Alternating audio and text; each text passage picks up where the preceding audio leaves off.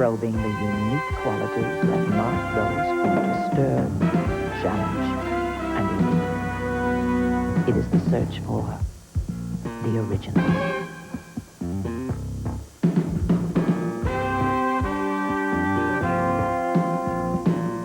These specially commissioned television portraits are presented by Moses Snyder.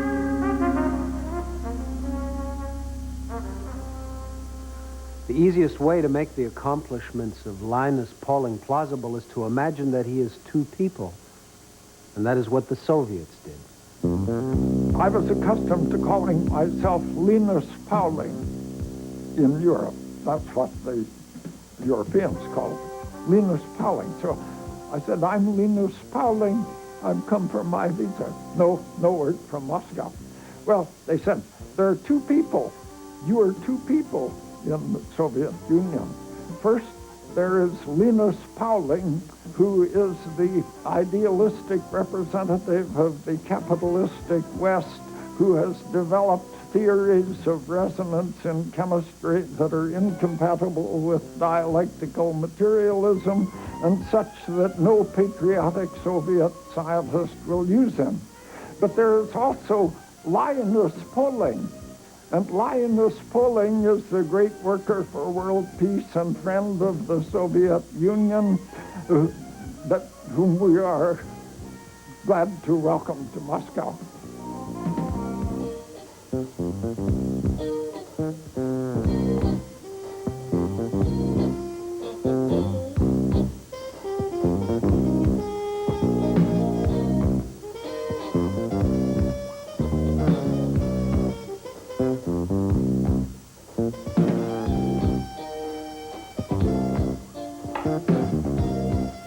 No one has ever suggested that any correlation can be made between brains and virtue, between goodness and brilliance.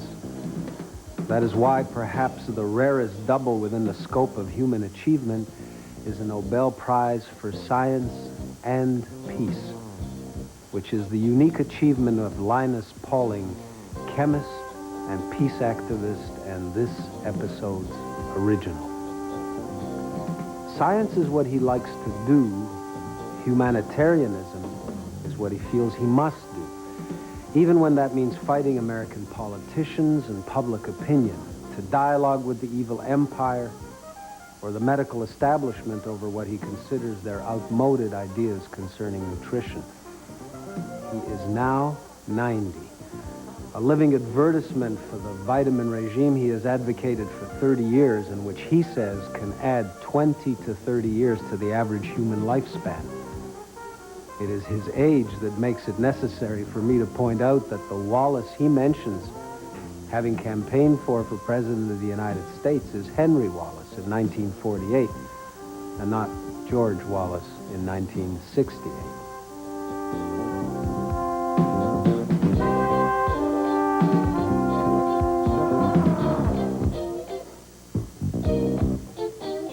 Usually, when wars have occurred, there have been great numbers of people, soldiers and civilians, killed on both sides.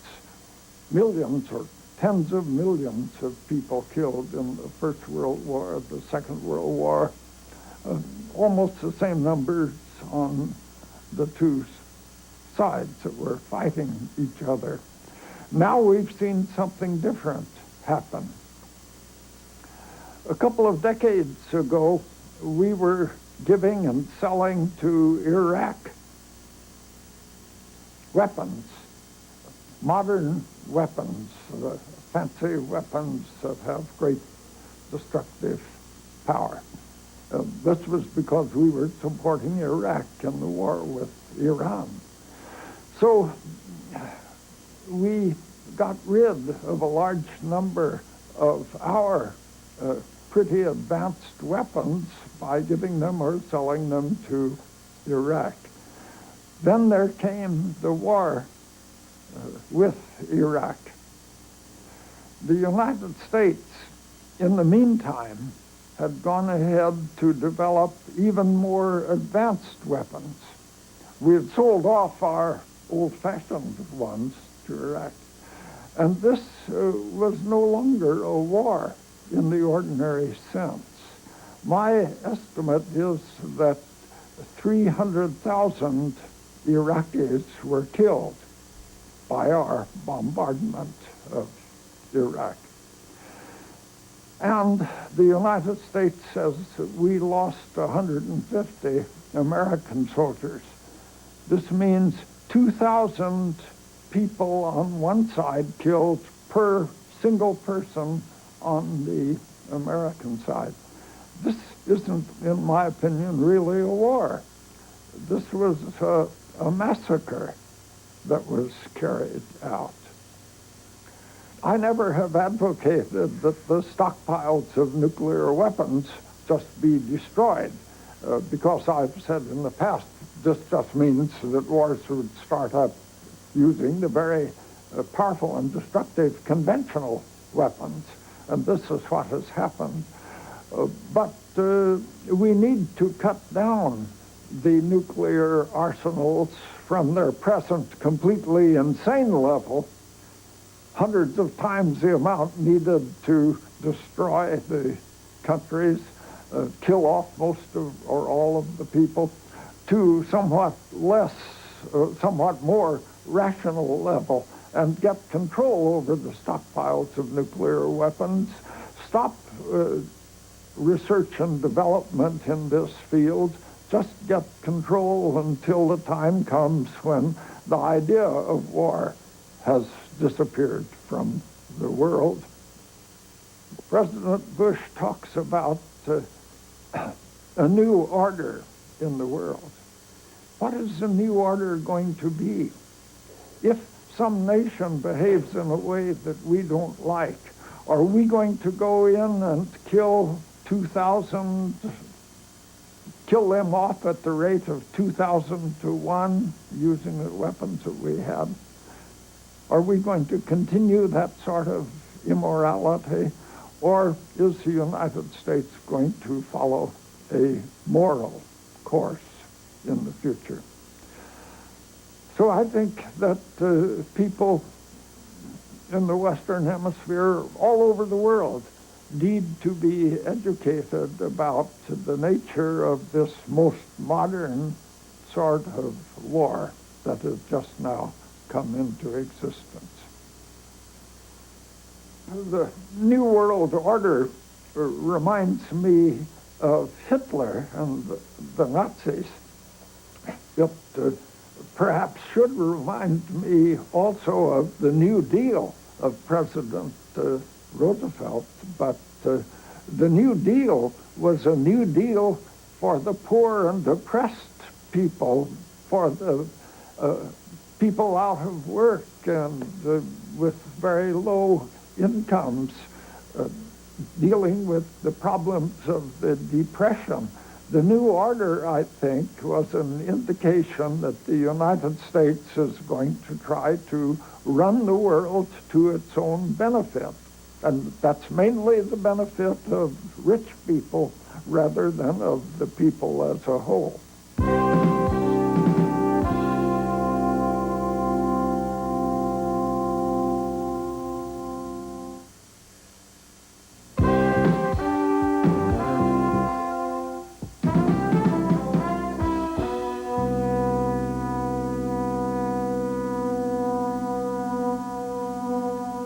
I may have begun quite early in my life trying to formulate a picture of the universe. That I tried to understand what was going on. There were many phenomena that I observed that I couldn't understand when I was a boy. I remember looking at an arc light in Portland on a somewhat rainy day through the fabric of the umbrella that I was carrying. And I saw, here is that bright white point, which is the arc light. But then off to the right and to the left and above and below, there's a spectrum, a sort of rainbow. And in fact, there were 4 others out diagonally.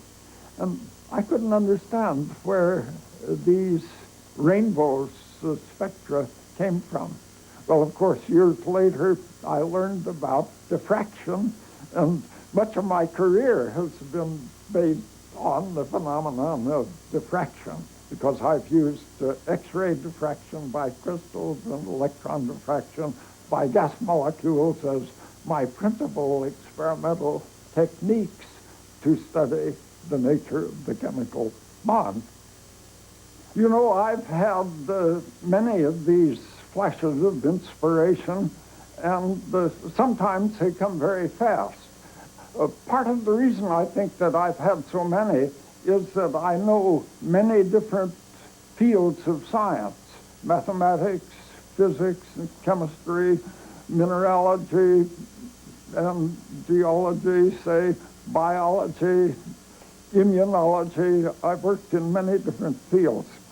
I remember 1945, when I was having dinner with some doctors, members of a medical committee advising President Roosevelt. I was a member of the committee, too.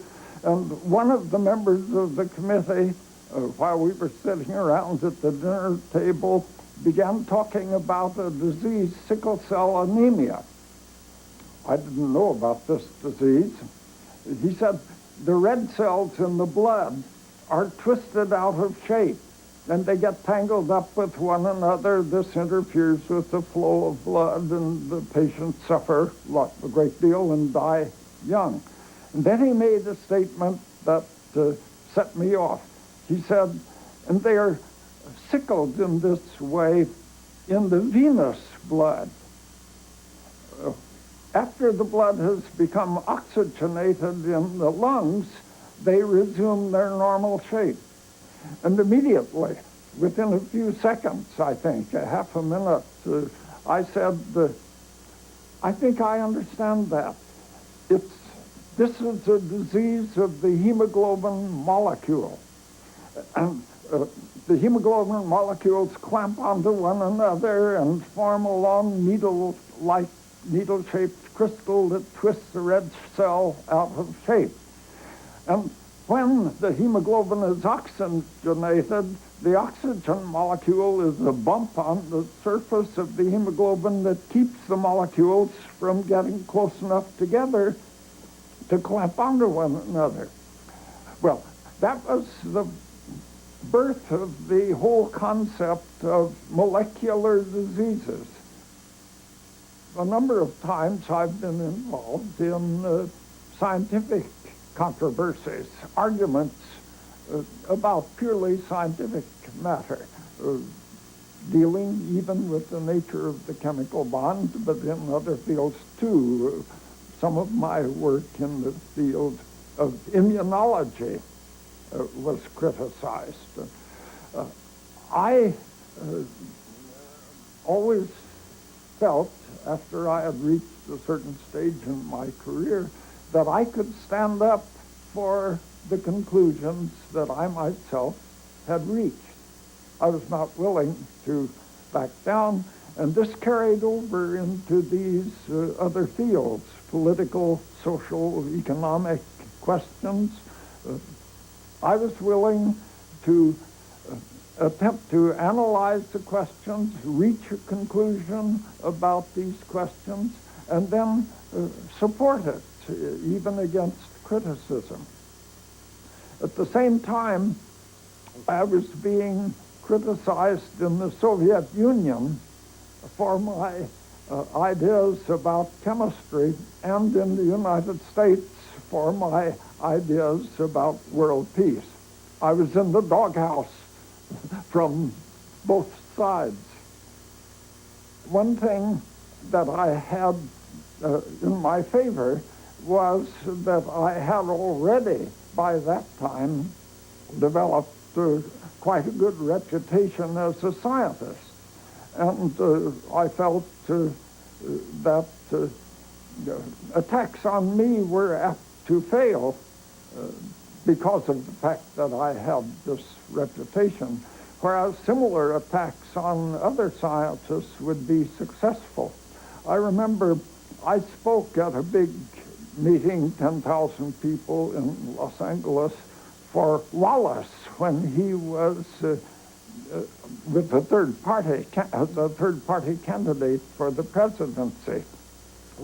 As I went around the country giving talks mainly to chemists, several came up to me and said, I wanted to support the third party, but if I had, I would have been fired at DuPont or some other company. So I can remember this one man expressing a feeling of sorrow that he felt obliged to suppress his own convictions about this political question in order to save his job. Well, I felt that I was in such a strong position because of my scientific work that I wasn't in danger of losing my job.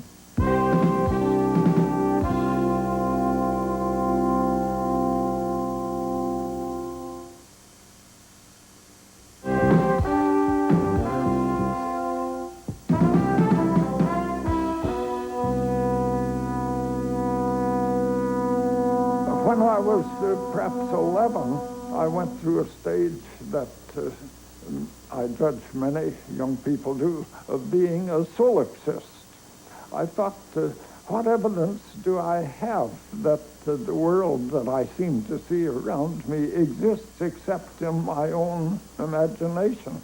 Perhaps I'm the only person that exists, and this has just been constructed in some way to make life interesting for me.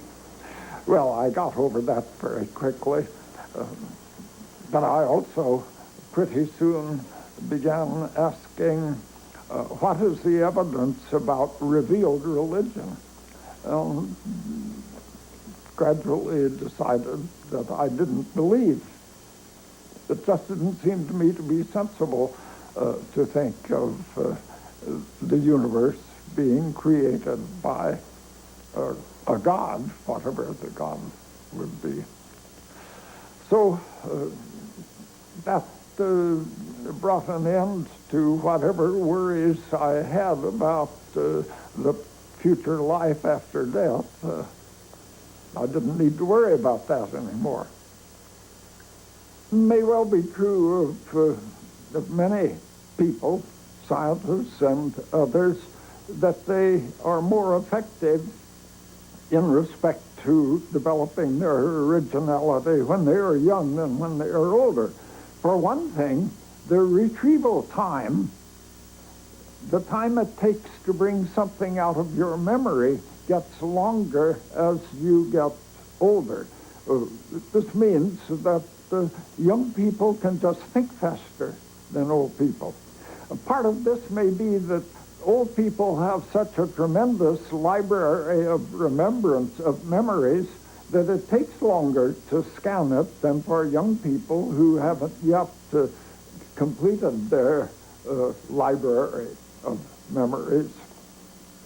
There's no reason why, according to my estimate, human beings should not, on the average, live 25 years or 35 years longer than they do now. Live to age 100 or 110 rather than 75. Except a bias on the part of the medical profession and other professionals, old-fashioned nutritionists, against high doses of vitamins. Moreover, there's no reason that death should be preceded by long periods of great suffering from cancer or debilitating cardiovascular disease or diabetes, leading to amputations of legs because of gangrene and ultimately to death, mainly from infections or cardiovascular disease. So I think we can instead, in the course of time, make use of these powerful substances, the vitamins and other nutrients, in such a way that people will live long and pretty much disease-free life, finally reach the end of the natural span of 110 or 100, perhaps 115 years, 100 to 110 or 115 years, and die in a way that does not cause very much suffering for them or for members of their families who do not grieve greatly when an old person lives who's had a satisfying life, but do grieve very much when a young person dies.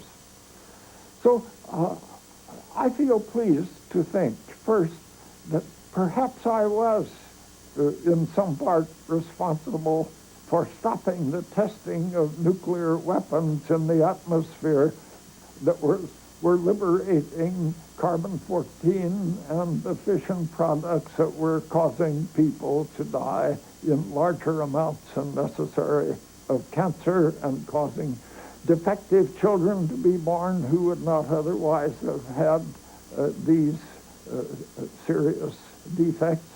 And also that perhaps my advocacy of high intake of vitamin C and other vitamins has helped many people to control diseases that otherwise would have caused much suffering for them.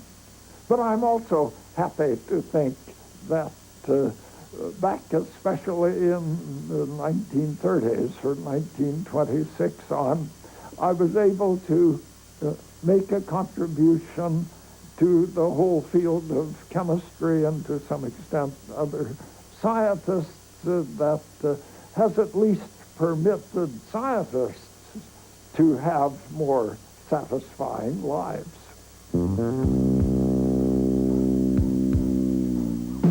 Linus Pauling, who has spent the last 45 years being opposed and bitterly attacked by both the political and medical establishments, does not consider himself an outsider. And all that pressure, instead of wearing him down, seems to have kept him sharp. His science he attributes to finding something he liked to do, and his political activism to the fact that he couldn't back down under criticism because, quote, I felt that if I did, I would lose the respect of my wife. Linus Pauling, one of the truly towering intellects of the 20th century, has remained a simple man, continuing at 90 to be active and engaged and to do what he feels is right. This has made him an original.